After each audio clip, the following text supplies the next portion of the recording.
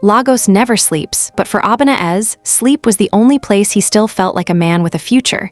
He counted the notes 3 times, hoping the number would change. It didn't. 5000. That was all that stood between him and nothing. 5,000 naira. Not enough for rent. Not enough for his mother's drugs. Barely enough for one more week of Gary and hope. 2 years ago, he had a diploma in graphic design, a job at a printing press, and a father who called him the engineer as a joke that made everyone laugh. Then his father died in an accident on the Onitsha Expressway, and the laughter in that house died with him. 6 months later, the printing press shut down. No warning, no severance. Just a padlock and a landlord shouting for his own rent. Now it was just him and his mother, Mama Enkechai, in one room behind a provision store in Agegunnel. Diabetes had weakened her legs. Some mornings she couldn't stand without holding the wall. Her medicine alone cost more than Abana made in a week. He had applied to 11 companies that month. 9 said nothing. 2 said vacancy Don close. His best friend Chitty, known to everyone as Coach, believed the answer to every problem was either comedy or a plan that made no sense. Abana, my brother, Coach said, slapping his own knee, you no need job, you need vision.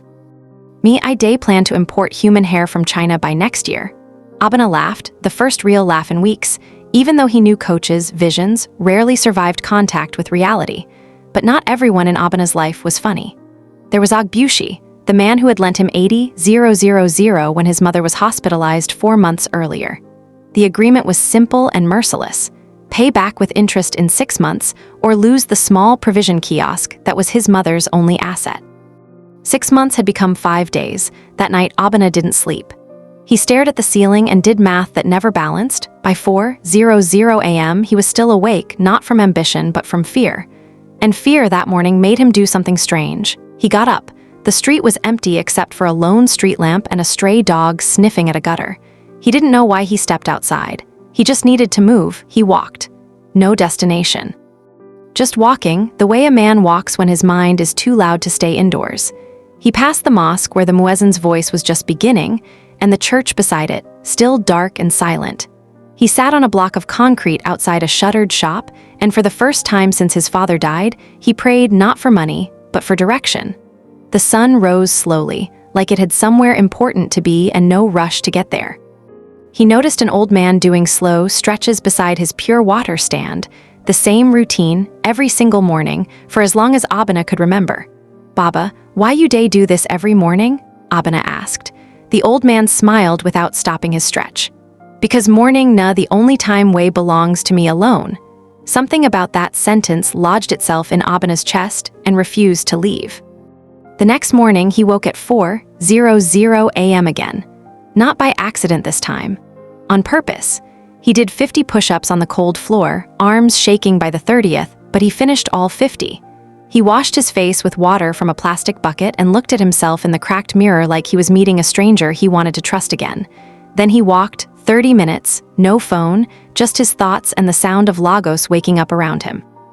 After his walk, he went to the small community library that offered 1 free hour of internet before 7 a.m. His old skill, graphic design, and began relearning it, 1 free YouTube tutorial at a time, no fancy laptop. No Photoshop, just a biro, the back of old receipts and stubborn hope. "You go draw your way out of poverty?" Coach teased, peeking over his shoulder. "Nobody go pay you for pencil drawing, my guy." Abana didn't argue. He just kept drawing. Arguing cost energy he didn't have to spare. On day 3 of his new routine, he noticed his mother's shop signboard, faded, cracked, barely readable.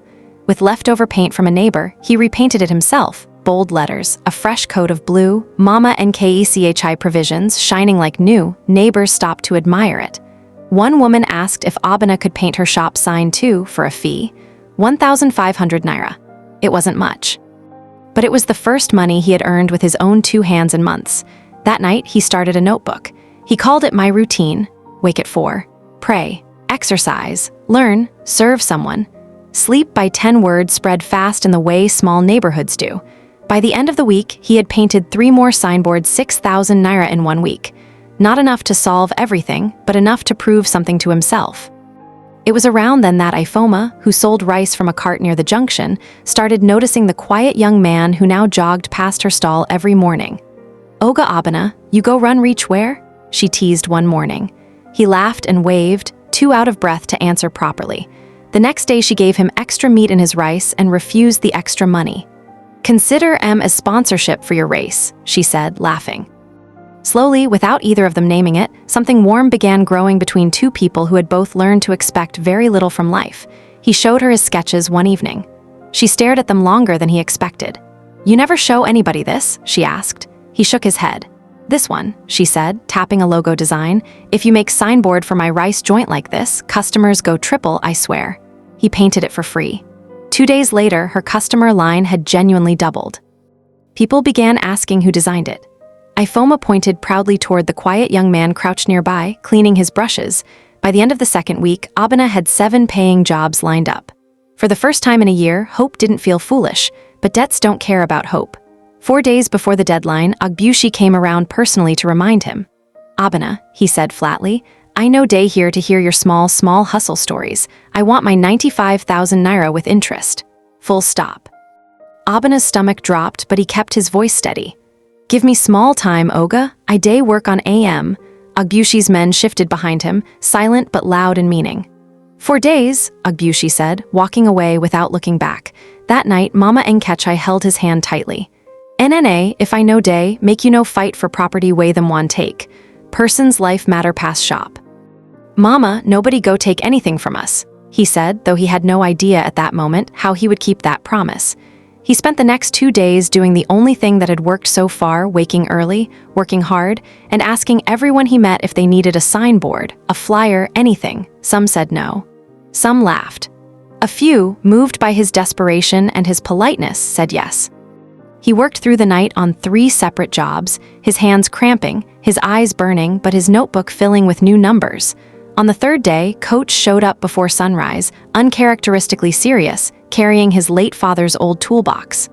"I know get plenty," Coach said, pressing 8,000 naira into his hand, "but nobody go fight this thing alone while I day breathe." Abena's throat tightened. He didn't trust himself to speak, so he just nodded and pulled his friend into a rough, grateful hug. Ifoma came too, emptying a small pouch of coins and crumpled notes she had saved from months of selling rice. "I no fit take your savings," he protested. She placed it firmly in his hand. "You don't already give me customers. Na small we day grow together." Word had quietly spread through the neighborhood, not asked for, but offered. A little from the barber, a little from the tailor, a little from the old man who stretched every morning. It wasn't a fortune. Even combined, it barely covered half of what he owed. But it was proof that his 4 weeks of quiet discipline had built something bigger than money, trust. Then, on the final night before the deadline, tragedy chose the worst possible moment to arrive. Mama Nkechai collapsed in the shop, clutching her chest, her breathing shallow and frightened. "Mama, Mama, talk to me," Abena screamed, cradling her head, his voice cracking with a fear sharper than any debt. Neighbors poured out of their houses. Someone shouted for a keek. Someone else ran to wake the local nurse. Abena carried his mother himself, refusing to wait, refusing to accept that this could be the ending. At the clinic, the doctor's face was grim. Her blood sugar don crash badly. Na emergency admission and treatment. Cost go reach 120,000 naira minimum. 120,000 naira on top of the 95,000 naira already owed. The math wasn't just difficult anymore, it felt cruel. He scrolled through his contacts, not knowing who else he could possibly ask. Coach arrived within the hour, breathless. "Abena, I don spread word for group chat. People day ask how to send money for mama." Abena stared at his phone. Alerts kept coming, 500 here, 2000 there from people who barely knew him, but had seen his signboards, tasted Ifoma's rice, or simply heard the story. Ifoma had placed a small handwritten sign on her cart. "Help Mama Nkechai, small, we go reach AM." Customers dropped coins into an old milk tin without being asked twice. Even the old man who stretched every morning came, pressing his day's earnings into Coach's hand. "Discipline no day waste," he said simply. By midnight, a small crowd had formed outside the clinic, not to watch, but to wait, to hope, to be present. When Abena counted everything, savings, contributions, and the money he'd earned from his own hard work, it came to 134,000 naira, enough for his mother's treatment, with a small amount left over. He paid immediately, before fear could change its mind. 2 hours later, Mama Nkechai's eyes fluttered open. Weak, but open. Alive. Abena didn't cry when his father died, grief had frozen inside him back then. But that night, beside his mother's hospital bed, everything finally broke loose. "Nene," she whispered, "na who all these people way day outside be?" He laughed through his tears. "Mama, na people way you and me dawn touch without knowing." Outside, the sun was rising again, the same sun that had once found him counting his last 5,000 naira in the dark. But relief was only half the battle. In 18 hours, Ogbushi would come for his 95,000 naira, and every naira Abena had was already gone. True to his word, Ogbushi arrived the next evening, flanked by his men expecting either money or trouble. Abena stood in front of the shop, tired but standing tall. Behind him, without being asked, neighbors began gathering: the barber, the tailor, the old man, Ifoma, coach. Ogbushi paused, visibly unsettled by the quiet crowd watching him. This wasn't the desperate boy he remembered from 4 months ago. "Oga Ogbushi," Abena said, holding out an envelope, "I know get the whole 95,000 naira tonight. I get 40,000 naira and one proposal." Ogbushi opened the envelope slowly, counting the notes with practiced fingers, saying nothing. "Give me 8 weeks, Abena continued. "I go pay the balance weekly, with the extra interest way we agree from my design work. I never miss one promise since I start this business." The old man stepped forward unexpectedly. "Oga, I don watch this boy every morning for 1 month. E no miss one day, if na money, e go pay."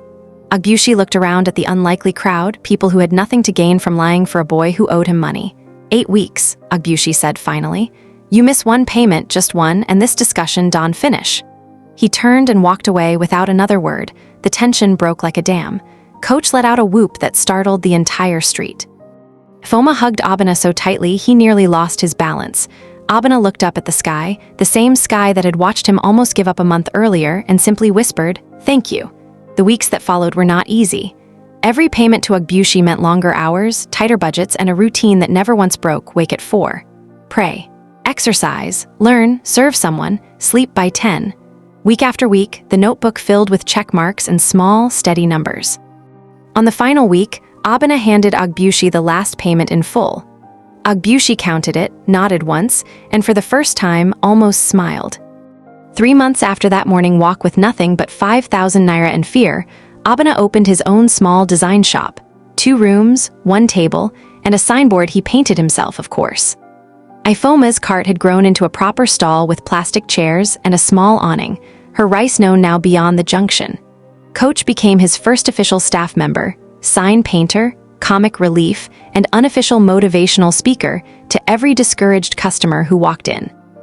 Mama Nkechai's provisions shop got a fresh coat of paint and a fresh stock of goods, her health steadily improving under proper medication. Every Saturday morning, Abena taught free basic design classes to young people in the neighborhood, the same way strangers had once given him a chance without asking for much in return. He kept the old notebook. On the first page, still visible under the newer entries, was the number that started it all: 5,000 naira. He and Ifoma still walked that same road most evenings, not out of habit anymore, but because it had become their favorite place to simply exist together. And some nights, Abena sat beside his mother, sharing a meal, listening to her laugh the way she used to before the world tried to take everything from them. The old man at the pure water stand still stretched every morning. Now, more often than not, Abena joined him. He never became rich overnight. He never found a shortcut. What he found was simpler and stronger, a routine, kept daily, that slowly rebuilt a life that had once seemed unrecoverable. Some people wait their whole lives for a miracle to save them. Abena simply woke up one morning with 5,000 naira in his pocket and decided to become his own. This story is for everyone who has ever counted their last few thousand naira in the dark and wondered if it was over. It wasn't the money that changed Abena's life. It was the decision he made before the sun came up to keep showing up for himself, one ordinary morning at a time. If this story touched you, drop a comment with the word routine. Subscribe for more stories like this every week, and remember, your comeback might not need a miracle. It might just need a Monday.